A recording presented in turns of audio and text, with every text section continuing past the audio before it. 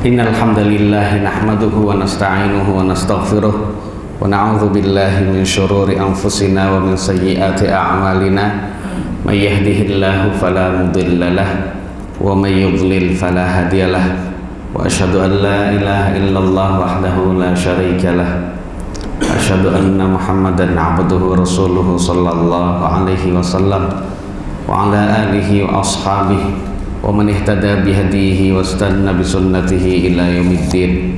Amma ba'du, fa inna ahsanal kalami kalamullah wa khairal hadi hadi Muhammadin sallallahu alaihi wasallam wa syarrul umuri muhdatsatuha wa kullu muhdatsatin bid'ah wa kullu bid'atin dhalalah wa kullu dhalalatin finnar. Amma ba'du. Jamaah yang dirahmati oleh Allah Subhanahu wa taala, Bapak Ibu jamaah Masjid Baitur Rahim yang saya muliakan, yang saya hormati dan yang saya cintai lillahi ta'ala. Puji dan syukur kehadirat Allah atas segala kenikmatan dan karunia yang sangat berlimpah, tidak terhingga dan juga tidak ternilai, yang sampai saat ini Allah curahkan dan berkenan melekatkan pada diri kita masing-masing. Di antaranya adalah Allah masih memberikan nikmat sehat, nikmat afiat, nikmat panjang umur, nikmat ditunjukkan oleh Allah pada hidayah agama Islam dan juga keimanan, nikmat dimudahkan untuk taat pada Allah, nikmat dimudahkan untuk bisa selalu mengingatnya, nikmat untuk mendapatkan ilmu yang bermanfaat. Bapak Ibu, ini adalah sekali lagi nikmat di atas nikmat yang Allah berikan kepada kita. Mari sama-sama kita syukuri dengan selalu kita ucapkan alhamdulillah, karena tanpa ada pemberian dari Allah maka kita bukan siapa-siapa, kita tidak memiliki apa-apa dan kita tidak mendapatkan apapun gitu ya. Salawat dan salam semoga Allah limpahkan dan curahkan pada suri tauladan kita Rasulullah sallallahu alaihi wasallam, kemudian pada keluarga beliau, istri-istri beliau, para sahabat beliau, dan juga pada siapa saja yang selalu tegar di atas jalan yang lurus sampai hari kiamat. Mudah-mudahan kita termasuk dari umat Nabi yang selalu di atas jalan yang lurus, di atas as-siratul mustaqim sampai ajal menjemput kita masing-masing. Bapak Ibu jamaah kaum muslimin dan muslimat azanillah wa iyyakum. Di pertemuan lalu kita sudah bahas tentang waktu asar. Namun di sini ada sedikit mungkin ralatan dari saya, ya, bahwasannya waktu asar itu diawali dari ketika bayangan benda sama dengan panjang benda aslinya. Itu waktu asar awal ya jemaah sekalian. Nah, terus kapankah waktu asar berakhir jemaah sekalian? Di dalam suatu hadis dijelaskan bahwasannya waktu asar itu berakhir secara mutlak ketika matahari sudah terbenam jemaah sekalian. Namun di dalam hadis lain waktu asar itu berakhir pada waktu bayangan panjangnya sudah 2 kali dari panjang benda aslinya. Nah, bagaimana cara mengkompromikan dalil yang berbeda-beda itu jemaah sekalian? Nah, perlu diingat jemaah sekalian, di dalam mazhab Asy-Syafi'i khususnya salat asar itu memiliki 4 waktu. Jadi ada 4 waktu asar. Yang pertama adalah waktu mukhtar atau waktu fadilah, waktu yang sangat utama. Kalau disebut waktu utama jamaah sekalian, pahalanya sangat besar, dan ini adalah berkenaan dengan semua sholat. Ya, kalau itu berada pada waktu yang ikhtiar, waktu yang fadilah, waktu keutamaan, maka pahalanya sangat besar, tidak main-main besarnya gitu ya. Dan waktu itu dimulai dari awal waktu, mulai dari panjang bayangan sama seperti panjang benda aslinya, sampai dengan panjang bayangan 2 kali lipat dari panjang asli bendanya. Itu seperti itu adalah waktu yang mukhtar ya, seperti itu. Nah, mulai dari matahari atau panjang bayangan 2 kali lipat dibandingkan benda aslinya sampai dengan matahari menguning, nah itu adalah waktu yang kedua, disebut waktul jawaz bila karohah, waktu kebolehan dan tidak dibenci jemaah sekalian. Apa makna waktu kebolehan? Maknanya adalah ya boleh saja, cuman keutamaannya sudah tidak ada jemaah sekalian. Sekali lagi, keutamaannya sudah tidak ada, pahalanya seandainya dapat pun sedikit. Bahkan sebagian ulama pernah saya baca bahwasannya tidak dapat pahala apa-apa, hanya sekedar menggugurkan kewajiban kemudian melepas tanggung jawab ya, seperti itu. Itu mulai dari matahari ya, kira-kira kapan itu panjang bayangan 2 kali lipat dari bendanya sampai dengan matahari menguning. sampai dengan matahari menguning. Nah, sampai matahari menguning, gitu ya. Ketika matahari menguning sampai hampir terbenam, itu disebut waktul jawaz ma'al karohah. Waktu masih boleh sholat asar, nggak dosa, cuma nggak disukai jamaah sekalian. Karena menunjukkan orang ini benar-benar menunda-nunda, mulai dari matahari menguning sampai dengan hampir terbenam. Ya seperti itu ya. Kira-kira mungkin jam berapa jamaah sekalian? Sampai jam 6 gitu ya. Ini jam 6 masih ada waktu asar, cuma itu adalah waktu yang sudah nggak disuka. Tapi berdosa apa tidak? Jawabannya tidak berdosa. Kemudian mulai dari matahari ya hampir terbenam sampai terbenam itu disebut waktu tahrim atau waktu darurat. Waktu nggak boleh dilarang jamaah sekalian. Waktu dilarang itu pengertiannya adalah waktu yang diharamkan. Artinya seseorang diharamkan menunda-nunda sampai waktu itu kalau memang tidak ada uzur seperti ketiduran atau lupa atau uzur yang lain gitu ya.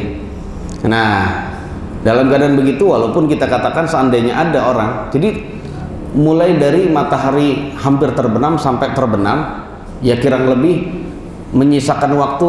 Kalau melakukan sholat asar hanya cuma dapat 1 rakaat, habis itu terbenam matahari, sehingga yang 2 rakaat, yang 4 rakaat, yang 3 rakaat maaf, itu sudah di waktu maghrib, maka kita katakan dia tidak melakukan qadha, masih dikatakan sholat dalam waktunya. Namun itu disebut waktu darurat atau waktu tahrim, waktu yang dilarang. Nah, kita tidak boleh kalau memang nggak ada uzur menunda-nunda sampai demikian jamaah sekalian. Ya seperti itu. Walaupun kalau ada uzur maka tidak berdosa bagi dia, dan dia tetap dianggap sholat masih dalam waktunya. Walaupun yang 1 rakaat di dalam waktu asar, yang 3 rakaat sudah di waktu maghrib, maka tetap dikatakan dia masih sholat dalam waktunya. Ini berdasarkan sabda Nabi SAW, man adraka minas sholati raka'atan faqad adrakas sholah. Jadi barang siapa yang menjumpai 1 rakaat dari sholat, maka dia benar-benar telah menjumpai sholat tersebut. Maksudnya sama seperti menjumpai sholat tersebut 4 rakaat dalam waktunya, walaupun kenyataannya dia cuma dapat 1 rakaat dalam waktunya, seperti itu ya. Kemudian tentang sholat asar jamaah sekalian, kemarin kita sudah jelaskan, kita dianjurkan untuk menyegerakan waktu asar, terlebih lagi dalam keadaan matahari itu sedang terhalang oleh awan mendung. Ya ini masa-masa sekarang jamaah sekalian ya, karena ketika matahari terhalang dengan mendung, ini disebut madhinnatul tibas. Maknanya adalah saat dimana kita terhalang tidak bisa menentukan matahari ini sudah terbenam atau belum. Nah, dalam keadaan masih ada waktunya, segera laksanakan, jangan ditunda-tunda. Khawatir ternyata ya kita melakukan sholat asar sudah terbenam. Soalnya kalau sudah terbenam jamaah sekalian matahari itu ya, itu bisa jadi masih kelihatan itu kelihatan itu siapa, masih kelihatan jamaah sekalian, masih jelas gitu ya, apalagi di padang pasir di zaman Nabi saat itu gitu ya, masih kelihatan. Namun orang biasanya mungkin masih menyangka bahwa ini adalah masih waktunya, padahal sudah habis waktunya. Nah, kalau menunda-nunda sholat asar tanpa ada uzur sampai habis waktunya, nanti ya ada hukumannya dan ada peringatan bagi orang yang menunda-nundanya. Kemudian berikutnya jamaah sekalian, yang berikutnya adalah poin tentang at-targhibu fil muhafadzati ala salatil asar. Jadi motivasi untuk bisa menjaga salat asar, jangan sampai ditinggalkan salat asar itu ya jemaah sekalian. Dan juga peringatan agar jangan sampai melakukannya dalam waktu yang sudah telat gitu ya. Jadi Nabi kita SAW jemaah sekalian itu ya telah menjelaskan ya bahwasannya beliau ketika perang Khandaq, saat sibuk ngurusi orang kafir agar tidak masuk ke Madinah, dijagain itu sampai mereka, Nabi dan para sahabat maksudnya, itu benar-benar meninggalkan sholat asar sampai habis waktunya. Makanya Nabi bersabda, syaghaluna 'anis salatil wusta salatul asar. Jadi mereka benar-benar telah menyibukkan kita semua dari sholat asar, dari sholat wusta, sholat yang tengah, maksudnya adalah sholat asar. Jadi seperti itu jamaah sekalian. Ini menunjukkan bahwasannya Nabi itu menginginkan sholat asar itu benar-benar dijaga. Ya, ini berdasarkan firman Allah Subhanahu wa taala, "Hafidhu 'alas shalawati was shalatil wusta wa qumu lillahi qanitin." Jadi jagalah sholat 5 waktu dan sholat wusta. dan berdirilah kalian di dalam sholat dalam keadaan tidak berbicara. Kalau lagi sholat jangan ngomong, bisa gitu ya. Dan ini menunjukkan bahwasannya makna sholat wusta itu dijelaskan di dalam hadis, maknanya adalah sholat asar. Jadi jangan ditunda, Pak. Padahal sholat asar itu masuk dalam as-sholawat. Namun kenapa sholat wusta, maknanya sholat asar itu disebutkan lagi? Ini berarti menunjukkan ya tambahan. Jadi sholat asarnya ada tambahan untuk benar-benar diperhatikan ya dibandingkan sholat yang lain. Karena sholat asar ini adalah sholat yang dilakukan ketika seseorang sudah lelah habis seharian bekerja ya. Dalam keadaan demikian itu banyak orang menunda-nunda, ntar dulu istirahat dulu habis capek kerja, akhirnya habis bablas waktunya gitu ya. Nah ini dilarang, tidak boleh demikian. Jadi harus betul-betul dijaga. Kalau mau istirahat ya lakukan sholat asar dulu baru istirahat. Jadi demikian. Kemudian Nabi kita SAW memotivasi kita agar menjaga sholat asar, karena termasuk kunci masuk surga adalah menjaga sholat asar dan juga sholat subuh jamaah sekalian. Berdasarkan hadis Nabi yang sahih yang diriwayatkan oleh Al-Imam Muslim jamaah sekalian, bahwa Nabi kita SAW bersabda, la yalijan nara ahadun shalla qabla tulu'i syamsi wa qabla ghurubiha. Jadi tidak akan masuk neraka seseorang yang melakukan sholat sebelum terbit matahari. Berarti sholat apa, Pak? Sholat subuh gitu ya. Dan juga sebelum terbenam matahari, berarti sholat asar. Jadi orang yang bisa menjaga sholat asar dan juga subuh tepat waktu, maka dia akan mendapatkan jaminan masuk ke dalam surga, selamat dari neraka. Nggak akan masuk neraka. Jadi nggak akan masuk ke dalam neraka. Kemudian jemaah sekalian yang dirahmati Allah, ada hadis peringatan bagi kita. Jangan sekali-kali meninggalkan sholat asar sehingga sudah habis waktunya baru kita ngerjakan sholat asar dengan sholat maghrib atau di waktu maghrib. Karena ancamannya adalah hubutul amal, hancur amal soleh kita. Pahala amal soleh kita hancur jemaah sekalian. Berdasarkan hadis yang sahih riwayat Imam Al-Bukhari, man taraka sholatal asri faqad habita amaluh. Jadi barang siapa yang meninggalkan sholat asar, maka benar-benar hancur amalannya. Nah, hadis ini jamaah sekalian ditafsirkan atau disyarah oleh Al-Imam Ibnul Qayyim. Maksud dari hadis ini jamaah sekalian adalah, wallahu alam, kata beliau, adalah meninggalkan sholat asar itu ada dua macam. Ada yang meninggalkan sholat asar secara keseluruhan. Jadi empat waktu dilaksanakan, cuman asar aja setiap hari nggak melakukan asar. Setiap hari nggak melakukan asar. Maka orang yang seperti inilah yang hancur semua amalannya. Semua amalannya jamaah sekalian. Ya. Adapun yang kedua adalah meninggalkan sholat asar dalam waktu tertentu saja. Contohnya hanya sekali saja. Maka saat itu yang hancur adalah ya amal soleh di hari itu saja jamaah sekalian. Jadi tidak menyeluruh hancurnya. Mungkin ada yang berkata, loh kok bisa?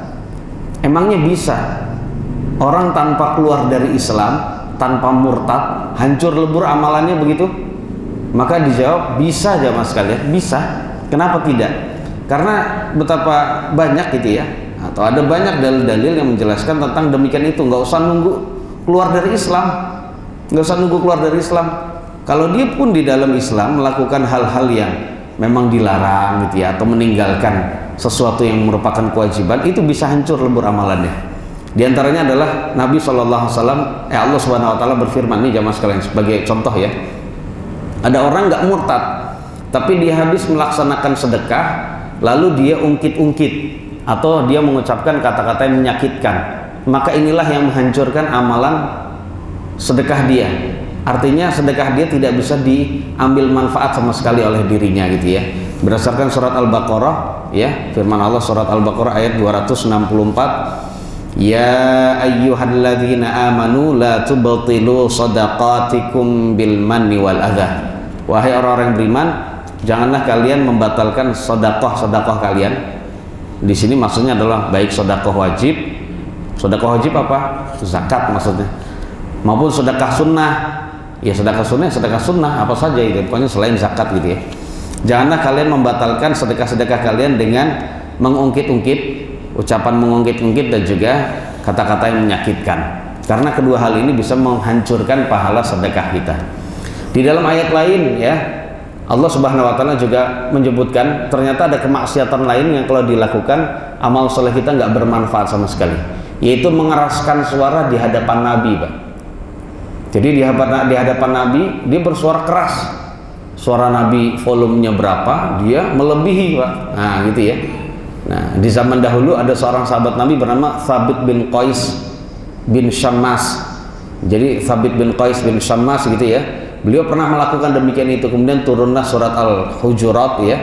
Surat Al-Hujurat ayat 2. Ya ayyuhalladzina amanu la tarfa'u aswatakum fawqa sautin nabi wa la tajharu lahu bil qawli ka jahri ba'dikum li ba'din an tahbatu a'malukum wa antum la tash'urun. Wahai orang yang beriman, jangan kalian mengeraskan suara kalian di atas suara Nabi, dan jangan pula kalian mengeraskan suara di hadapan Nabi ya, seperti halnya kalian mengeraskan suara sesama kalian karena khawatir akan hancur amalan-amalan kalian dalam keadaan nggak terasa. Ada, Pak, ya, dalil. Jadi nggak butuh murtad saja, nggak harus murtad maksud saya ya, jadi di dalam Islam pun ada ya. Ini menunjukkan kita harus hati-hati di dalam beramal, jangan sampai sembarangan. Jadi antaranya adalah sholat asar itu, jamaah sekalian. Sholat asar itu ya seandainya seorang meninggalkan sekali saja tanpa ada uzur, maksudnya tentunya tanpa ada uzur sampai habis waktunya, kemudian dia melakukannya di waktu maghrib, sama seperti meninggalkan sholat asar dalam waktunya, dan amalannya bisa hancur, ya mas sekalian. Bayangkan amalan seseorang itu sudah dibangun mulai dari bangun tidur, sudah dipupuk sejak bangun tidur baca doa, kemudian masuk kamar mandi dengan mentaati adab-adabnya, pahalanya banyak tuh. Wudhu itu pahala sendiri, berangkat ke masjid sholat subuh pahala sendiri ya. Kemudian berangkat kerja diniati ibadah, waktunya zuhur sholat sunnah, habis itu sholat zuhur sholat ba'diyah, giliran sholat asar nggak sholat asar, mungkin karena menjilat sama atasannya, waktunya meeting tuh sholat asar itu, sehingga dia nggak mau melakukan sholat asar ya, takut nggak enak sama atasan, ntar aja di waktu maghrib juga bisa, hancur itu amalan semua, itu hancur semua. Jadi nggak bisa dia ambil manfaat dan faedah di akhirat kelak. Jadi memang sangat berbahaya. Ini sholat asar benar-benar Allah bilang sendiri itu, walaupun sekali lagi Allah berfirman tadi apa, hafidhu ala sholawati was sholatil wusta. Jadi jagalah sholat-sholat, jagalah sholat-sholat, maksudnya ya sholat 5 waktu itu maksudnya. Kemudian was sholatil wusta, Allah menyebutkan lagi sholat wusta, sholat asar maksudnya. Dan ini menunjukkan sekali lagi harus ada lebih ya perhatian dalam sholat asar. Taib. Dan juga Nabi menggambarkan, ya mas sekalian, perhatikan bahwasannya Nabi menggambarkan orang yang meninggalkan sholat asar sampai habis waktunya sama seperti orang yang kehilangan keluarga dan hartanya, habis semua, Pak. Kita lihat sabda Nabi yang juga diriwayatkan oleh Al-Imam Al-Bukhari dan Muslim, alladzi tafutuhu sholatul asri faka'annama wutira ahlahu wa malahu. Seseorang yang telat melakukan sholat asar, maka gambarannya seperti halnya seseorang yang kehilangan keluarga dan hartanya. Artinya dia pergi ya, meninggalkan keluarga dan hartanya, pulang-pulang keluarganya mati semua, Pak. Keluarganya meninggal semua karena ada begal masuk ke dalam itu, hartanya habis semua. Itu gambaran yang sangat buruk, jamaah sekalian, bagi orang yang meninggalkan sholat asar. Kalau masalah dunia bisalah ini lagi, Pak, ya. Tapi kalau sudah berkenaan dengan masalah pahala gitu ya, sia-sia belaka, dia tidak bisa ngambil manfaatnya. Sudah selesai untuk sholat asar. Nah, waktu asar ya benar-benar harus kita jaga, jamaah sekalian. Yang ketiga adalah sholatul maghrib, sholat maghrib. Sholat maghrib ya, jamaah sekalian. Nah, untuk sholat maghrib, jamaah sekalian yang dirahmati oleh Allah, sholat maghrib itu memiliki nama lain ya. Ya, sholat maghrib memiliki nama lain. Ya, nama lain dari sholat maghrib ya sebenarnya isya. Jadi isya itu ada dua, Pak. Al-isya'ul ula, yang kedua al-isya'ul akhirah. Al-isya'ul ula itu disebut sholat maghrib, isya yang pertama. Al-isya'ul akhirah, isya yang terakhir, itu disebut sholat isya itu sendiri. Kemudian kapankah waktu maghrib, jamaah sekalian? Waktu maghrib itu datang ya, tiba, atau awal dari waktu maghrib tiba ketika matahari sudah terbenam.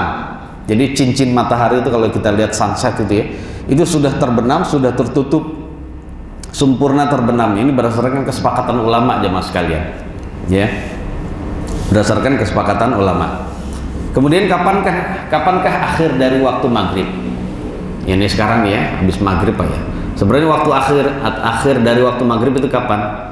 Nah, menurut pendapat yang lebih kuat jamaah sekalian di antara pendapat para ulama, ya adalah pendapat mayoritas ulama. Pendapat jumhur yang mengatakan sholat maghrib waktunya memanjang.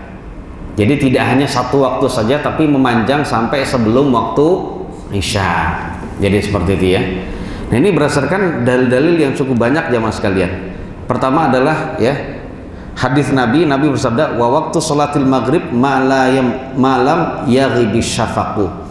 Salat maghrib itu memanjang selama awan merah atau sinar merah di ufuk barat itu belum hilang. Selagi sinar merah di ufuk barat belum hilang. Dan itu lama jamaah sekalian. Jadi ketika matahari terbenam, ya matahari terbenam nggak kelihatan dari garis bumi gitu. Mataharinya nggak kelihatan, tapi ternyata sinar merahnya itu masih ada. Nah, lama-kelamaan sinar merah itu akan menurun habis sehingga gelap gitu ya jamaah sekalian. Nah, ketika sudah habis nggak terlihat sama sekali, masuklah waktu isya dan berakhirlah waktu maghrib. Ya gitu ya, seperti itu. Atau akhir dari waktu maghrib saat itu. Nah gitu ya. Jadi demikian. Makanya kalau mau melakukan sholat maghrib adalah ya sebelum itu. Itu akhir dari waktu maghrib. Kita lihat juga hadis yang lain jamaah sekalian. Ya, bahwasannya Nabi kita SAW ini sebagai bukti sholat maghrib waktunya panjang. Nah, suatu ketika jamaah sekalian, hadis ini yang diriwayatkan oleh Imam Al-Bukhari dan An-Nasai dari sahabat Nabi Zaid bin Thabit. Kita tahu Zaid bin Thabit salah satu penulis wahyu ya. Jadi ketika Nabi dapat wahyu gitu, biar agar segera tertulis jamaah sekalian, Nabi memanggil sahabat Nabi. Banyak penulis waktu katabatul wahyu itu banyak. Di antaranya yang paling banyak menulis wahyu adalah Zaid bin Thabit. Berarti sahabat Nabi senior jamaah sekalian. Zaid bin Thabit pernah berkata kepada Marwan ibnul Hakam. Ini seorang pemimpin, penguasa umat Islam saat itu. Malaka taqra'u fi salatil maghribi bi qisaril mufassal. Hei Marwan, kenapa sih kebiasaan kamu selalu membaca qisarul mufassal di dalam salat maghrib? Qisarul mufassal itu maksudnya adalah surat yang dimulai dari wadduha sampai ke belakang. Jadi surat itu pembagiannya macam-macam jamaah sekalian. Di antaranya adalah al-mufassal, surat yang pendek-pendek jamaah sekalian. Nah, mufassal itu ada tiga macam. Ya, mufassal itu ada tiga macam. Ada tiwalal mufassal, ya. Kemudian ada wasatul mufassal, kemudian ada lagi qisarul mufassal. Jadi atau wisatul mufassal gitu. Jadi surat mufassal itu dimulai dari Al-Hujurat. Dimulai dari Al-Hujurat sampai An-Naba. Mulai dari An-Naba itu yang pertama. Itu surat Al-Mufassal yang panjang, Al-Hujurat sampai An-Naba atau sebelum An-Naba, maaf gitu ya. Kemudian tengahnya Mufassal itu mulai dari An-Naba sampai sebelum Wadduha. Nah, Wadduha sampai habis itu disebut Qisarul Mufassal. Jadi intinya Marwan bin Hakam ini kalau sholat maghrib itu bacanya pendek-pendek, pokoknya wadduha ke belakang. Kenapa sih rutinin begitu? Ya. Wa qad kana Rasulullah sallallahu alaihi wasallam yaqra'u bitulayaini ya'nil a'raf. Padahal Nabi dahulu membaca surat yang panjang jamaah sekalian. Jadi 2 rakaat itu membaca yang panjang. Maksudnya surat Al-A'raf. Jadi 2 rakaat itu membaca surat Al-A'raf nomor surat 7. Silakan Bapak Ibu sekalian lihat. Itu panjang bener. Padahal kalau kita tahu jamaah sekalian, bacaan Nabi itu adalah bacaan yang jelas hurufnya, tidak tergesa-gesa, pelan, jelas hurufnya, ya.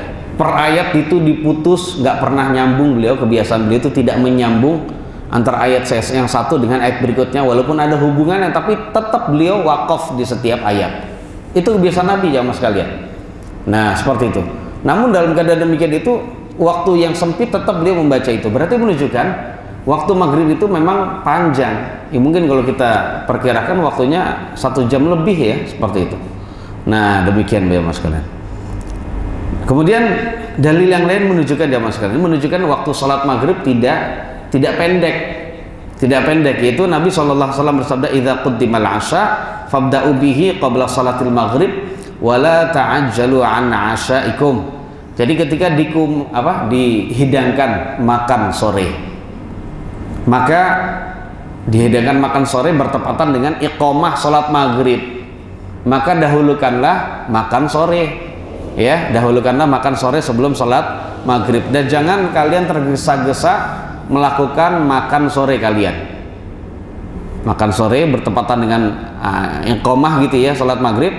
Apakah kita sholat dulu apa makan dulu? Makan dulu. Plus Nabi bilang makannya plus bang, jangan buru-buru. Ya, makanya jangan buru-buru, santai saja, santai. Ya. Nah, berarti seseorang yang merasa kalau dia meninggalkan makanan akan teringat makanan terus karena laparnya, maka dia jangan sholat dulu jamaah sekalian. Dan ini menunjukkan bahwasanya Nabi benar-benar mengutamakan ruhnya sholat, yaitu khusyuk itu tadi ya.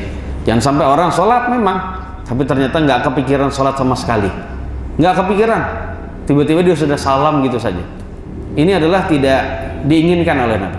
Dan Nabi menjadikan di dalam hadis ini salah satu uzur meninggalkan sholat berjamaah adalah kelaparan dan bertepatan dihidangkan makanan. Nah, seperti itu ya jemaah sekalian. Nah, ya udah dahulukan dulu. Nah, setelah selesai makan, ya sudah silakan sholat. Kalau masih tersisa sholat berjamaah, ikuti. Kalau tidak, ya sudah sholat sendiri, tidak mengapa. Tetap ditulis pahala sholat berjamaah bagi dia ya mas sekalian. Karena dia meninggalkan sholat berjamaah karena ada uzur, ya, karena ada uzur yang syar'i, yaitu apa? Dihidangkan makanan dan dia dalam keadaan lapar. Cuma ya jangan selalu gitu ya. Dihidangkannya adalah pas waktu maghrib terus gitu ya. Ini orang buka puasa namanya kayak gitu. Kalau nggak puasa juga ya sudah, nanti sebelumnya lah. Jadi caranya demikian. Tujuannya adalah ketika kita sudah adzan maghrib dan juga iqamah, dia sudah kenyang, tidak kelaparan gitu ya, salat maghribnya bisa bersama dengan yang lain. Tentu saja lebih utama ya mas sekalian. Memang yang pertama dapat pahala salat berjamaah, yang kedua salat sendirian pahalanya juga dapat salat berjamaah. Tapi tetap yang lebih utama adalah yang pertama. Kan tingkatan-tingkatan seperti itu ya. Jadi demikian. Nah seperti itu. Kemudian jemaah sekalian, kita tadi dianjurkan untuk menyegerakan sholat maghrib. Kalau sholat maghrib sudah dikumandangkan iqamah, segera lakukan, jangan ditunda-tunda. Terah 1 jam ini kok gitu ya. Jangan ya seperti itu. Karena itu kebiasaan Nabi jamaah sekalian mempercepat sholat maghrib kalau memang sudah waktunya. Ya tetap artinya adzan dulu, habis adzan sholat 2 rakaat dulu qobliyah ya maghrib. Habis itu iqamah, baru sholat maghrib. Nah seperti itu kita lihat ya. Ini persaksian dari sahabat Nabi Rafi' bin Khadij. Beliau berkata, kunna nusallil maghriba ma'a Rasulillah sallallahu alaihi wasallam. Kami melakukan sholat maghrib bersama Nabi. Fayansarifu ahaduna wa innahu la yubsiru mawaqi'a nablihi. Lalu salah satu dari kami pulang dari masjid Nabi selesai sholat maghrib, pulang dalam keadaan dia masih bisa melihat tempat jatuh anak panahnya. Jadi habis dari masjid dia memanah itu tempat jatuhnya panah itu sejauh mungkin berapa puluh meter itu masih kelihatan. Berarti masih apa jemaah sekalian? Masih agak terang gitu ya. Jadi belum gelap. Berarti menunjukkan beliau itu sholatnya benar-benar awal gitu ya. Benar-benar awal maghribnya. Jadi tidak ditunda-tunda. Dan kalau mau tahu jamaah sekalian, menyegerakan sholat maghrib ini pertanda umat ini kalau sudah terbiasa menyegerakan sholat maghrib, pertanda umat ini akan selalu diberikan kebaikan dan keberkahan. Rasulullah SAW juga pernah bersabda dalam hadis yang sahih riwayat Imam Abu Dawud dan Imam Ahmad, la tazalu ummati bi khairin aw 'alal fitrati ma lam ya'khirul maghriba hatta tashtabikan nujum. Jadi umatku tidak henti-hentinya di atas kebaikan, tidak henti-hentinya di atas fitrah. Ya fitrah di sini maksudnya ajaran yang sesungguhnya ya, ajaran yang baik gitu ya, ajaran yang benar-benar sesuai dengan yang dibawa oleh Nabi. Jadi terus-menerus dalam kebaikan, keberkahan, selalu dapat pertolongan dari Allah selagi mereka tidak mengakhirkan waktu maghrib sampai terbitnya bintang-bintang. Jadi kapankah terbitnya bintang-bintang itu jamaah sekalian? Yaitu tadi ketika sholat isya, atau hampir sholat isya. Jadi ketika bintang-bintang itu udah pada keluar gitu kemana-mana gitu ya, di baru sholat maghrib.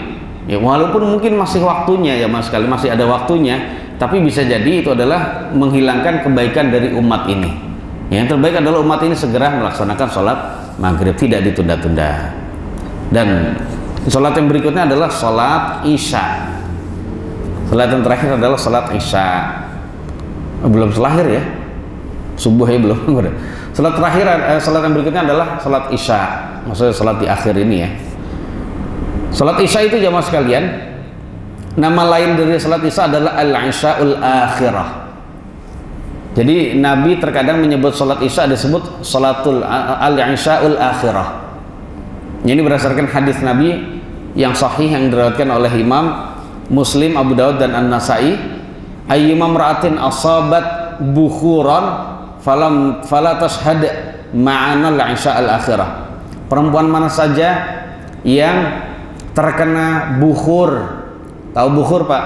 Bukhur itu adalah kayu, ya kayu yang wangi yang dibakar. Setelah dibakar itu menimbulkan bau wangi Pak. Nah itu kalau nempel di baju, nempel terus wangi Pak.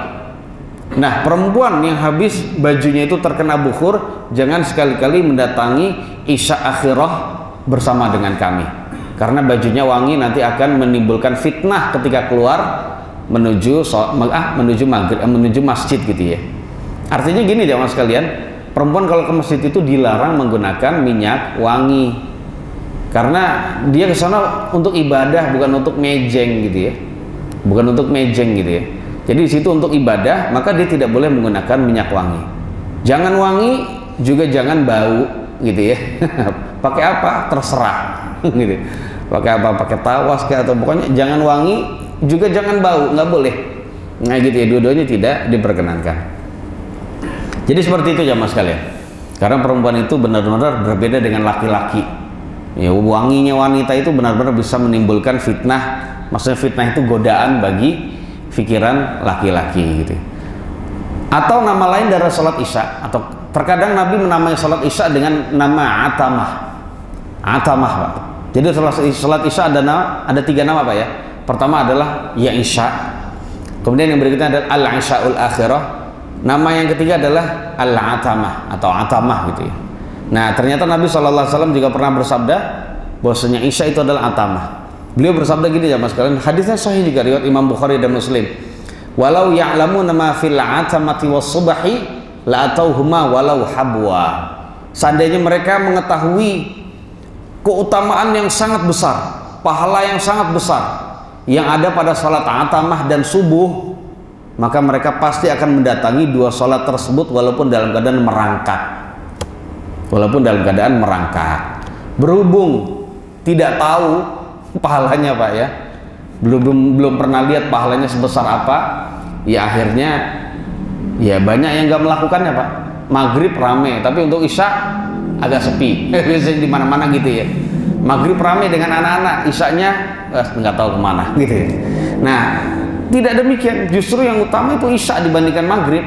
Ya, semuanya sama-sama wajib Pak ya, tapi yang paling utama itu adalah karena dua sholat itu adalah dua sholat yang paling berat bagi orang munafik. Nah seandainya manusia tahu diperlihatkan oleh Allah, nih loh pahalamu ketika mendatangi sholat subuh dan isya, maka pasti kita akan mendatangi Pak, walaupun dalam keadaan sakit, nggak bisa berdiri, nggak bisa berjalan, bisanya cuman merangkak, pasti akan mendatangi. Jadi ada orang yang datang dalam keadaan merangkak, ada orang yang datang dengan bawa tongkat, ada mungkin orang yang datang dalam keadaan diinfus sama sekali, dia bawa dengan infusnya. Ada mungkin orang datang dengan bawa apanya, dengan dipapah, demi mendatangi sholat berjamaah, sholat isya dan subuh di masjid. Nah berhubung nggak tahu jamaah sekalian, ya udah kalau dia sakit nggak datang, walaupun nggak dosa tuh, nggak apa-apa. Karena uzur untuk mendatangi sholat berjamaah di masjid adalah termasuk diantaranya adalah sakit. Jadi intinya sholat isya memiliki tiga nama Pak ya. Kemudian poin berikutnya tentang sholat isya jamaah sekalian, kapankah waktu isya itu? Waktu isya dimulai jamaah sekalian, ini ulama sudah sepakat adalah ketika ya awan merah disebut syafaq atau sinar merah yang ada di ufuk barat itu sudah hilang. Jadi kalau sudah hilang itu, maka saat itu datanglah waktu isya. Bapak Ibu sekalian, kita setelah mempelajari ini berarti sudah tahu bahwasanya hukum asalnya waktu sholat itu adalah fenomena alam, bukan jam Pak. gitu. Bukan jam. Itu asalnya begitu, Pak. Kalau kita mungkin rumahnya berada di pinggir pantai gitu, kita bisa melihat, perhatikan itu sunset. Oh, pas lagi maghrib masih terang, tapi kelama-kelamaan akan hilang. Nah, pas hilang full nggak kelihatan itu, maka saat itu datang waktu isya. Walaupun saat itu di luar belum azan, maka saat itu kita boleh melakukan sholat isya. Dimulailah azan dulu gitu ya. Kemudian kapankah akhir dari waktu isya? Inilah yang menjadi perbedaan pendapat di kalangan ulama. Belum bisa, Pak? Belum ya? Oh, 1 menit lagi. Jamaah sekalian, sebagian ulama mengatakan waktu isya itu berakhir di sepertiga malam yang awal. Coba sepertiga malam yang awal itu kapan, Bapak Ibu? Kita katakanlah maghrib itu jam 6, subuh itu setengah 5. Berarti waktu malam itu hanya 10,5 jam, Pak, nggak 12 jam, Pak. Karena ketika sudah datang subuh, waktu lail hilang. Lail waktu cuman hanya 10,5 jam. Berarti sepertiga malam yang akhir, misalnya waktu malam itu mulai dari terbenam. Nah, berarti jam 6 contohnya. Kalau sepertiga malam yang awal tuh sampai jam berapa, Pak? Sampai jam 3:30. Sampai jam setengah 10 kurang lebih itu, Pak. Itu waktu akhir dari isya. Ada lagi yang berkata waktunya sampai tengah malam. Sebagian ulama mengatakan waktunya sampai tengah malam. Tengah malam bukan jam 12, Pak. Tengah malamnya itu maknanya adalah sampai jam, ya hitung aja tadi, 10,5 jam. Kurang lebih jam 11:15. Itu adalah sudah tengah malam. Ada lagi yang mengatakan sholat isya habisnya sampai subuh. Namun jamaah sekalian, nanti kita teruskan. Kita teruskan. Bisa dikompromikan jamaah sekalian ya, seperti itu. Wallahu a'lam.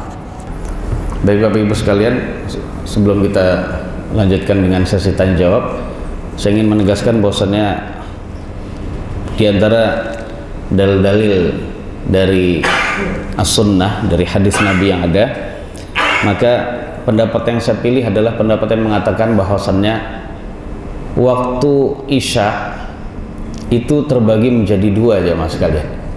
Yang pertama adalah waktu mukhtar atau waktu fadilah, waktu yang utama, yang pahalanya itu sangat banyak. Itu adanya ketika kapan? Ketika tengah malam jamaah sekalian.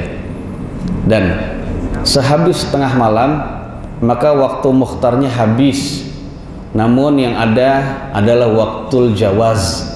Waktu kebolehan masih ada waktu sholat isya sampai kapan? Sampai sholat subuh jamaah sekalian. Jadi sampai sholat subuh. Jadi waktu isya itu memanjang sampai waktu sholat subuh. Nah, ketika sudah azan subuh habislah waktu isya. Jadi demikian. Kemudian jamaah yang dirahmati oleh Allah Subhanahu wa taala, ya insyaallah di pertemuan akan datang kita akan jelaskan tentang masih berkenaan dengan sholat isya ya, dan juga sholat subuh, serta berkenaan dengan apa saja yang berkenaan dengan waktu jamaah sekalian. Karena masalah waktu itu tidak hanya waktu sholat saja, tapi ada beberapa hal yang berkenaan dengan waktu sholat. Mudah-mudahan kita akan bahas dalam pertemuan yang akan datang. Silakan di antara bapak-bapak kalau ada yang mau bertanya berkenaan dengan ini atau yang lain.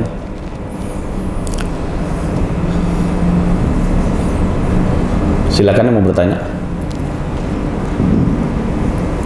Kalau belum ada, maka saya akan jawab pertanyaan yang saya tunda jawabannya di pertemuan yang lalu, tentang apakah orang tua mendapatkan pahala setiap dari amalan anaknya, atau orang tua bisakah mendapatkan pahala selalu dari apa yang dilakukan oleh anak-anaknya berupa amal soleh?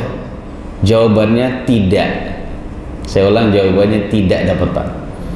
Walaupun anak itu adalah berasal dari kerja kita dengan istri gitu ya. Karena Nabi bersabda, wa innamal waladu min kasbihi. Walad kita, anak kita itu adalah termasuk hasil kerja kita. Tapi seandainya anak kita melakukan amal soleh, itu orang tua tidak mendapatkan pahala, Pak. Kecuali, ada kecualinya tapi, Pak. Apabila orang tua menjadi sebab anak tersebut bisa melakukan amal soleh. Di antaranya dia yang mengarahkan pada amal soleh tersebut.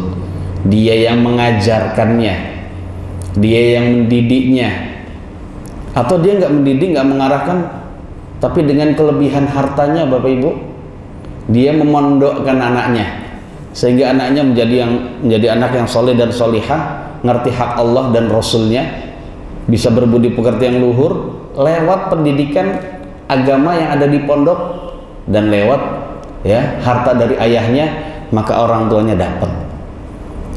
Tapi kalau tidak demikian, ya enggak Bapak Ibu, dipondokkan ke ngajarin juga enggak, ngajarin adab juga enggak, kemudian menyekolahkan ke sekolah agama juga tidak, mungkin mendatangkan guru privat agama juga enggak. Ya sudah, ketika anak suatu saat itu berbuat baik, yang dapat paling gurunya, orang tua nggak dapat Bapak Ibu. Kecuali kalau anak, jadi nggak dapat setiap amal soleh yang dilakukan anak itu Pak. Wah, rugi sekali Pak. Orang tua yang nggak bisa menjadi sebab anak itu menjadi anak solih, taat kepada Allah, rugi. Padahal itu bisa dia manfaatkan, itu bisa dapat manfaat. Jadi kayak mesin pencari mesin penghasil pahala dan kebaikan ketika dia sudah meninggal. Ya, dia tidak mendapatkan apa-apa Pak. Nah, seperti itu ya. Nah, kalau memang orang tua bisa melakukan itu Bapak Ibu sekalian, maka saat itu orang tua masuk ke dalam firman dalam sabda Nabi SAW, man da'a ila hudan kana lahu minal ajri mislu ujuri man tabi'ahu la yanqusu dzalika min ujurihim syai'a.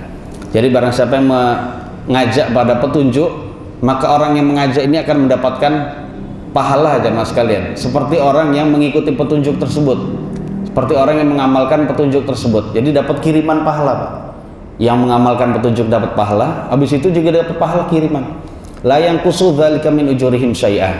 Pahala yang diberikan kepada orang yang mengajak itu tidak menyebabkan berkurangnya pahala sedikit pun yang didapat oleh orang yang mengikuti petunjuk itu. Jadi sama-sama sempurna maksudnya gitu ya. Jadi bukan berarti yang mendakwahkan itu dapat pahala, kemudian pahala orang mengikuti atau mengamalkan petunjuk jadi berkurang, tidak, jawaban. Begitu juga kalau orang tua mengajarkan kesesatan pada anaknya, ngajarin nyanyi Pak. Orang tua profesi nyanyi, anaknya diajarin nyanyi juga. Atau orang tuanya profesinya sebagai koruptor atau sebagai pencuri misalnya, diajari mencuri juga. Berarti selama anak tersebut melakukan, dia akan dapat dosa jariah juga. Seperti itu ya Pak. Namun pada asalnya orang tua nggak dapat Pak kalau dia tidak menjadi sebab dari amal soleh anaknya tersebut. Karena berdasarkan keumuman ayat wa allaisa lil insani illa masa'a. Dan seorang manusia tidak akan mendapatkan apapun kecuali apa yang telah dia usahakan, apa yang sudah diamalkan. Dan itu amalan anaknya, dia nggak dapat. Kalau itu amalan dari diri sendiri dapat, tapi kalau amalan anaknya nggak dapat. Itu hukum asalnya Pak, hukum asalnya.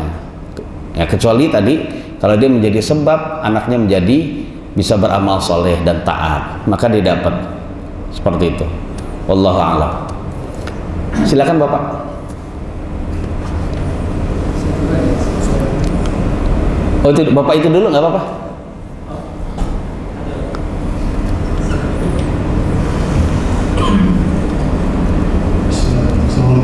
Waalaikumsalam. Saya pernah kajian bahwa seorang anak yang menghafalkan Al-Quran itu akan naik di akhirat itu sesuai dengan hafalannya ke surga. Ini sesuai dengan jumlah hafalannya. Baik.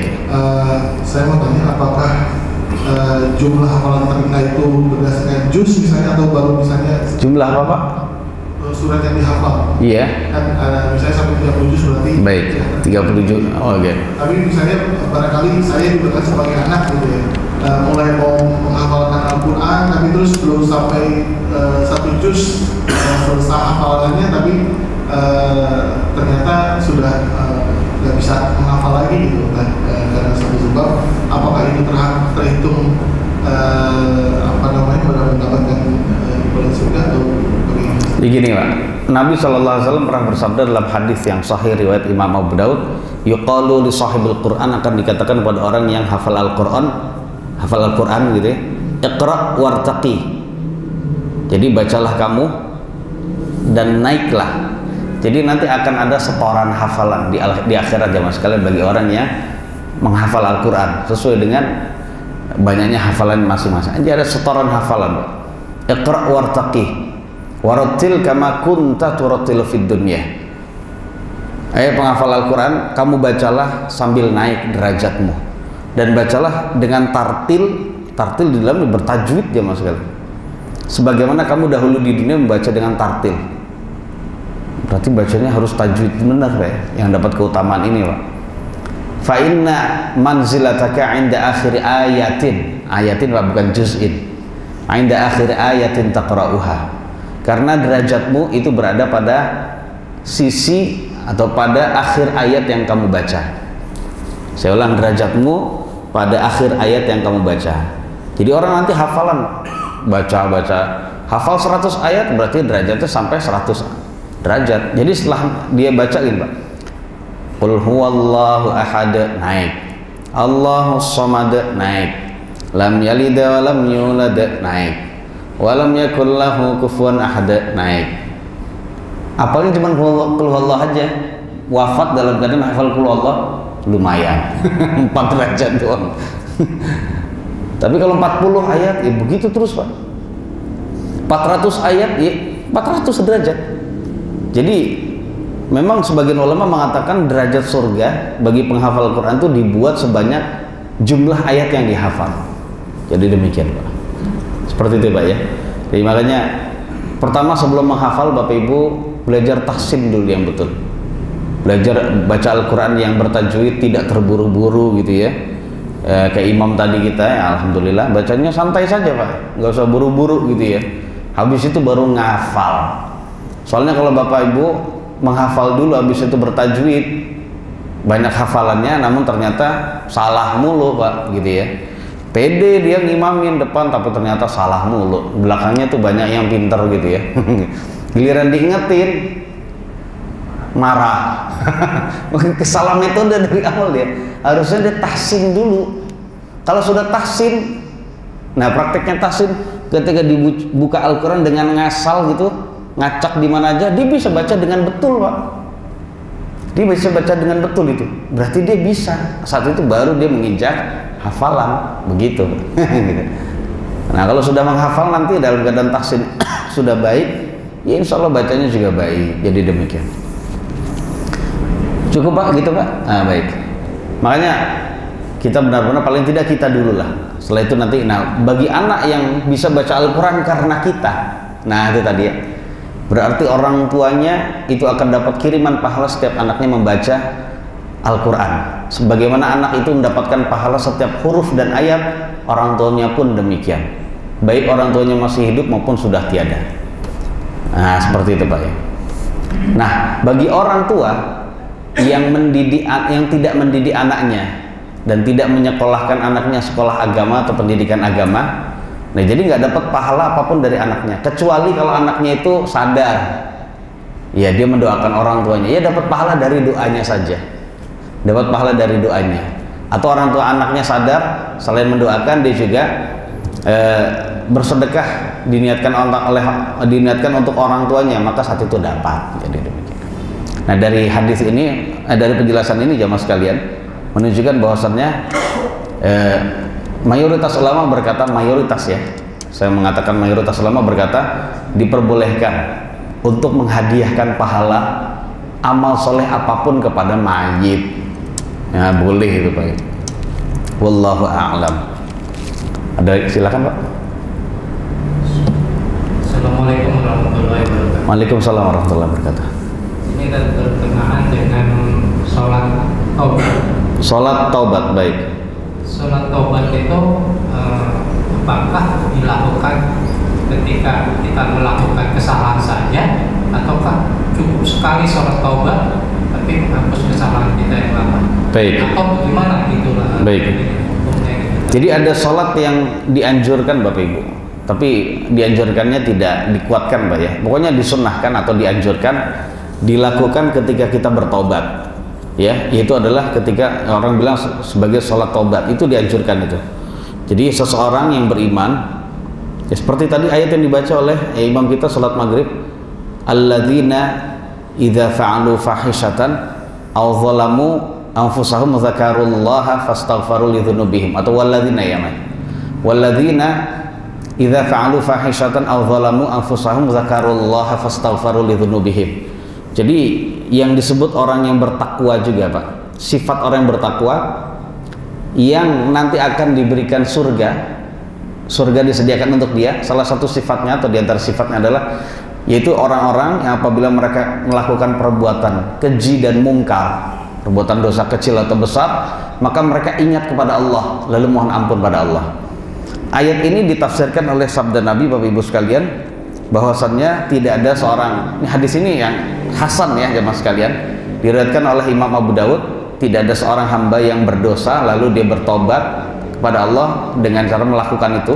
Jadi setelah berbuat dosa dia mohon ampun pada Allah, ya itu tadi yang sebelum mohon ampun dia melakukan sholat 2 rakaat, setelah itu dia memperbanyak istighfar, maka Allah akan mengampuni dosa dia. Jadi demikian, Pak. Jadi bertobat, berbuat salah, habis itu dia ingat pada Allah dengan cara melakukan sholat sunnah 2 rakaat, kemudian membaca istighfar ya dengan bilangan dan jumlah yang terserah secapeknya, atau ya nggak usah ditentukan harus segini, nggak gitu, karena memang Nabi tidak menentukan. Maka kalau sudah demikian itu Allah akan mengampuni, Pak. Ya memang boleh demikian.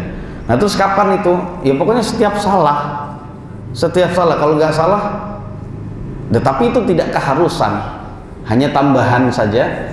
Ritual ketika seorang ingin tobat mendapatkan pahala tambahan, keutamaan tambahan, yaitu tadi sholat sunnah. Tapi ada orang yang hanya menyesal saja, menyesal, dia tekad bulat sampai menangis gitu, dia merenungi dirinya sendiri gitu ya, akhirnya dia besok nggak melakukan lagi gitu ya, dengan baca istighfar pada Allah, ya udah cukup, itu sudah dikatakan tobat sendiri. Jadi seperti itu, tidak sholat juga tidak mengapa. Wallahu a'lam bishawab. Ada lagi, Pak, silakan.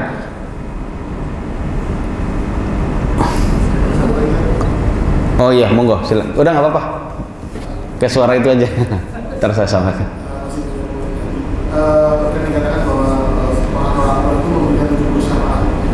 Orang yang menghafal Al-Quran katanya memberikan 70 syafaat. Apakah syafaat itu bukan oleh menghafal Al-Quran memberikan 70 syafaat atau lain? Jadi saya belum tahu dalil sahih yang menjelaskan tentang itu, Pak. Jadi kalau kita lihat keutamaan menghafal Al-Quran, saya belum tahu dalil yang sahih yang menjelaskan tentang hal itu, yaitu penghafal Al-Quran bisa memberikan syafaat kepada 70 orang dari keluarganya. Nggak ada, saya belum tahu. Yang ada adalah orang mati syahid, Pak. Yang ada adalah orang yang mati syahid itu bisa memberikan syafaat kepada 70 orang dari keluarganya, karena Nabi bersabda dalam hadis yang sahih riwayat Imam Muslim, yushaffa'u syahidu fi sab'ina min ahli. Jadi orang yang mati syahid bisa diterima syafaatnya terhadap 70 orang dari keluarganya. Nah gitu ya. Jadi hanya orang mati syahid. Adapun orang yang menghafalkan Al-Quran, keutamaannya yang sahih tadi yang saya sebutkan. Adapun yang lain hadisnya tidak sahih.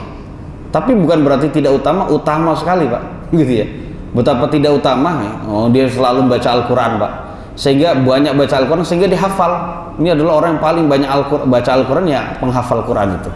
Tapi apakah pahalanya seperti itu? Karena masalah pahala dan dosa itu adalah perkara gaib. Nah karena perkara gaib butuh sumber yang otentik, Pak. Kalau nggak dari Al-Quran, dari hadis Nabi. Kalau dari Al-Quran, ayat surat apa, ayat berapa, nah, ternyata tidak ada. Nah gitu ya, menjelaskan tentang keutamaan khusus, apakah 70 atau gimana, tidak dijelaskan. Kemudian kalau dari hadis tidak ada yang sahih menjelaskan demikian. Ya intinya berbaik sangka saja, insya Allah pahalanya sangat besar. Nah itu tergantung semuanya adalah niatnya. Jadi demikian, Pak. Wallahu a'lam. Monggo, Pak. Ustaz, apa kaitan dengan waktu sholat? Kalau seseorang melakukan safar malam, apakah boleh kita mengakhirkan sholat maghrib kira-kira 10 menit sebelum azan isya untuk kita kejar sholat isya secara berjamaah? Jadi safar, Pak? Iya, dia sedang safar. Tapi kalau dia pada saat dalam perjalanan sudah azan maghrib, cuma dia ngambil apa? Dia ngambil pendapat kalau dia mengerjakan sholat maghrib tepat waktu, sholat isya berjamaahnya akan hilang. Maksud saya, apakah dia terus melakukan perjalanan sampai ke tujuan, kira-kira 10 menit sebelum isya dia akan melakukan sholat maghrib, cuma dia dapat sholat jamaah isanya gitu. Oh, tapi maghribnya nggak berjamaah gitu. Tapi kalau Boleh Pak, nggak masalah, boleh saja. Orang isya nggak berjamaah, jadi musafir itu tidak wajib berjamaah, tidak wajib berjamaah. Jadi seperti itu Pak ya. Jadi boleh seperti yang tadi dilakukan oleh yang disebutkan oleh Pak Doni itu. Jadi dia boleh, berarti bukan jamak namanya, berarti masih melakukan sholat pada waktunya. Namanya menjamak itu adalah mengumpulkan dua sholat dalam satu waktu, entah di awal jamak takdim yaitu maghrib dan isya di waktu maghrib, atau jamak takhir salat maghrib dan isya di waktu isya. Jadi seperti itu. Jadi nggak masalah, boleh-boleh saja. Berarti kalau seperti itu namanya adalah, jadi dia mengakhirkan salat maghrib ditunda-tunda, ya boleh-boleh saja, nggak masalah, nggak masalah ya. Dan itu masih dikatakan bukan menjamak salat namanya. Dia maksudnya dia melakukan sholat dalam waktunya masing-masing. Yang demikian itu tidak mengapa. Karena menjamak sholat bagi musafir itu adalah hukumnya mubah saja, boleh saja. Adapun mengqashar sholat hukumnya sunnah muakkadah. Kalau sholat sendiri atau kalau sholat bersama jamaah yang musafir. Namun kalau sholat berjamaah bersama dengan rombongan jamaah mukim gitu ya, setempat imam setempat, maka dia harus 4 rakaat. Nggak masalah Pak, boleh-boleh saja. Cuman kalau musafir santai gitu, bawa mobil sendiri, dia selalu sholat berjamaah di waktu-waktu sholat. Waktunya maghrib berhenti dulu, setelah itu dia pergi lagi. Adzan isya berhenti dulu, itu lebih baik, karena untuk bisa dapat keutamaan sholat berjamaah itu sangat besar gitu ya. Nah tapi kalau dia ingin terburu-buru, dua sholat ini ya kita jadiin satu, ya boleh dia melakukan jamak takhir atau takdim. Jadi demikian. Berkenaan dengan waktu isya Pak, contohnya ada orang yang menjamak sholat maghrib dan isya setelah tengah malam, boleh apa tidak? Jawabannya boleh Pak, yang penting belum datang waktu subuh gitu ya. Karena sebelum subuh itu adalah waktu isya. Nah waktu isya itu juga sebenarnya waktu maghrib pula apabila kita menjamak sholat. Paham nggak Pak maksudnya Pak? Kalau masih disebut waktu isya, berarti itu juga termasuk waktu maghrib juga. Waktu maghrib juga ketika dalam keadaan kondisi menjamak. Wadih Pak? Jelas? Nah seperti itu. Ada lagi Bapak? Silakan. Pertanyaan titipan Pak. Titipan dari siapa Pak? Berkenaan dengan sholat malam, bisa jamaah malam itu sholat tahajud. Baik, sholat malam boleh berjamaah atau tidak? Kalau dikatakan boleh berjamaah, boleh, tapi tidak boleh dirutinkan. Mungkin hanya sekali-kali saja tidak mengapa. Contohnya untuk memberi pelajaran, nggak masalah. Karena Nabi lebih dari sekali pernah melakukan sholat tahajud secara berjamaah, dan itu bukan sholat taraweh di bulan Ramadan, bukan sholat lain di bulan Ramadan yang disebut sebagai taraweh, bukan. Contoh yang dia dalam suatu hadis, Nabi pernah berjamaah dengan sahabat Nabi siapa? Ibnu Abbas. Dalam riwayat yang lain sahabat Nabi Ibnu Mas'ud. Di riwayat lain Nabi pernah sholat bersama dengan sahabat Nabi Hudzaifah. Nah, itu masing-masing bacanya panjang-panjang semua itu Pak. Jadi diperbolehkan. Sebab kalau itu dilarang maka Nabi akan ngusir, sholat sendiri gitu maksudnya gitu. Nabi tidak, itu ngikut aja. Tapi kan Nabi ingin melakukan sholat yang bacaannya panjang, ya sudah, dia harus ngikut gitu. Dia ngikut juga akhirnya. Ya seperti riwayat yang menunjukkan bahwasannya Hudzaifah ibnul Yaman sholat bersama dengan Nabi. Ternyata Nabi baca Al-Baqarah. Dalam pikirannya kayaknya Nabi nanti akan selesai setelah sholat. Sebelumnya itu enggak. Kayaknya Nabi nanti akan ruku ketika baca 100 ayat. Namun tidak, 100 ayat langsung bablas. Akhirnya insya Allah nanti setelah Al-Baqarah selesai Nabi ruku. Ternyata tidak, nyambung surat An-Nisa Pak. Kayaknya Nabi nanti selesai setelah surat An-Nisa. Enggak, surat Ali Imran lagi. Ali Imran gitu. Jadi enggak sesuai dengan urutan Nabi. Kan urutannya di Quran kan Al-Baqarah, Ali Imran dan An-Nisa, Nabi lewat surut, habis itu Al-Baqarah, An-Nisa, Ali Imran. Ketika Ali Imran baru, Pak. Jadi 3 surat yang termasuk surat As-Sab'ut Tiwal namanya. Sab'ut Tiwal maksudnya 7 surat yang panjang, Pak. Masya Allah. Kayak apa itu? Jadi ya nggak apa-apa, boleh. Nah, namun kalau sholat malam di dalam bulan Ramadan justru ya disunnahkan untuk berjamaah. Apa tuh? Taraweh itu, yang disebut taraweh gitu. Nah, jadi tidak dirutinkan kalau sholat tahajud di selain bulan Ramadan, Pak ya. Nah, adapun sholat sunnah yang lain diperbolehkan untuk sholat sunnah yang memang ada aturannya dari Nabi berjamaah dan dalam jumlah yang banyak, maka memang dirutinkan secara berjamaah seperti sholat Id, sholat istisqa minta hujan, sholat kusuf gitu ya, kemudian sholat tarawih. Ini kejadiannya di bulan Ramadan, tapi malam, bukan sholat tarawih setelah. Ya nggak apa-apa, boleh-boleh saja, nggak masalah, boleh. Wallahu a'lam. Cukup Bapak Ibu? Ada lagi barangkali? Cukup insyaallah dalam pertemuan ini. Mudah-mudahan Allah memberikan tambahan faedah dan manfaat bagi saya khususnya dan juga bagi Bapak Ibu sekalian. Ada kekurangannya dan kata-kata yang tidak berkenan, mohon maaf yang sebesar-besarnya. Atas kesabarannya untuk mendengarkan kajian, kami syukuran jazakumullah khairah. Kita ucapkan jazakumullah khairah. Semoga Allah memberikan manfaat dan faedah bagi antum semua. Kita tutup, subhanakallahumma bihamdik asyhadu an la ilaha illa anta astaghfiruka wa atubu ilaik. Wassalamualaikum warahmatullahi wabarakatuh.